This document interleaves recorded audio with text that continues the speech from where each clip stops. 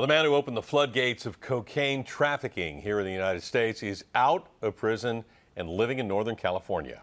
Tonight, in a KPIX-5 exclusive, he sits down with Cate Cauguiran and opens up about life on the outside, his regrets, and how Hollywood made him a millionaire. The world first met George Jung as Johnny Depp in the film Blow. I don't know, he sent me. I'm George.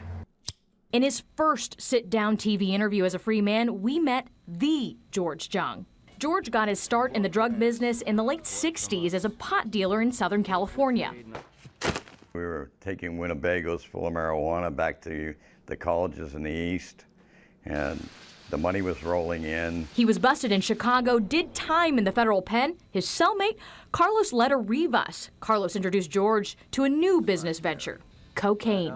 It's going to take us longer to count it than it did to sell it. I said, how much does it cost? He said, $60,000 a kilo. The top of my head started spinning, and thus began my journey through the gates of hell and back. And a round of applause goes up as President Nixon comes out of the plane. His journey, the same time President Richard Nixon declared a war on drugs, calling drugs public enemy #1. But George says cocaine was French champagne. People would line up for blocks in Studio 54, and the restrooms were full of cocaine. It became a blizzard, and it was blowing up everybody's nose. It was the summer of love. Basically, I had the greatest, most powerful advertising in the world. I had Hollywood behind me. I didn't have to advertise. The coke business was booming, and George, now a middleman in the Colombian drug cartel, was making millions. It was a pain in the ass, be honest with you. Well, at the time, what did you do with it? Personally, or Personally.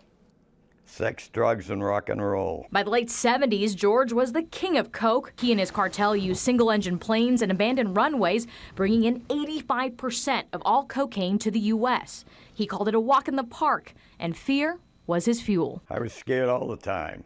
That was the thrill of it all. But then in 1987, the feds busted him again. Freeze! He got away, skipped bail, and went for another big job. That would be his last. The feds finally got him for good. Taking a look at this, I mean, how these drugs have both crippled and corrupted people and nations and leaders.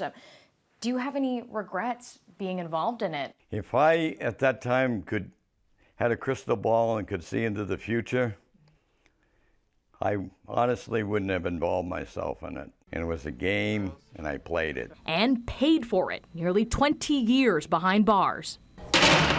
What do you think prison did to you?